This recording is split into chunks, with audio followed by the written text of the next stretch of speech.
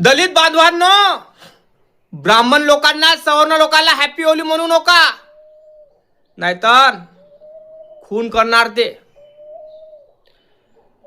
दिल्ली मधली घटना, तिथं रंग उडल्याने हिंदू आणि मुसलमान यांचे झगडे चालू आहे आणि त्या हिंदू परिवाराला न्याय मिळाला.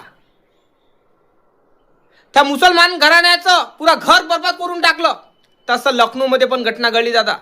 तिथं रंगामुळे वाद झाला, इथं हॅपी होली म्हटल्याने वाद झाला.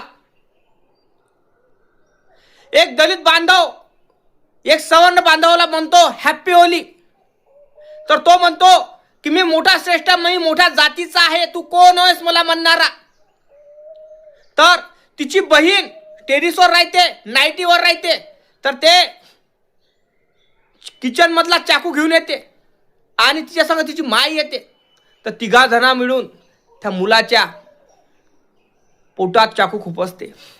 मुलगा तिथेच ठार होतो आणि त्याला मुलाचे आई वडील त्याला हॉस्पिटलमध्ये घेऊन जाते. तर डॉक्टर तिथं मृत घोषित करतो. कुठपर्यंत सहन होणार, सूटपर्यंत सहन करणार, कुठपर्यंत अन्याय सहन करणार दलितांवर. अबे सवर्णांना सुधरा जरा, नाही तर भीमा कोरेगाव गाजवा लागल.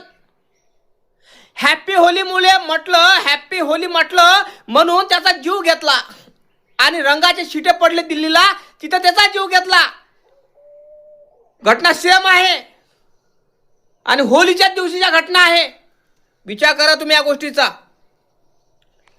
दिल्ली मधल्या परिवाराला न्याय मिळाला, पण लखनौ मधल्या ज्या दलित परिवार आहे ना, तिथं न्याय मिळाला नाही अजून. तुम्ही म्हणता ना भारत हा हिंदू झाला पाहिजे. कसा हिंदू झाला पाहिजे? जोपर्यंत तुमच्या गांडीत आणि डोक्यात गू भरलेला आहे जातीवादाचा, तोपर्यंत बाहेर निघत नाही, तोपर्यंत भारत काय कोणीच हिंदू बनायला तयार राहणार नाही. स्वतःला ब्राह्मण समजता, स्वतःला सवर्ण समजता, स्वतःला सर्वश्रेष्ठ समजता ना, तर तुम्ही पण त्या आईच्याच पोटातून जन्म घेतला, तर समोरच्या व्यक्तीने घेतला ना, त्या दलित बांधवांना तिथूनच पोटातून जन्म घेतला, तर त्याही तिथूनच पोटातून जन्म घेतला. अंधभक्तांनो, हा व्हिडिओ जास्तीत शेअर झाला पाहिजे आणि त्या हरामखोरांना अटक झाली पाहिजे.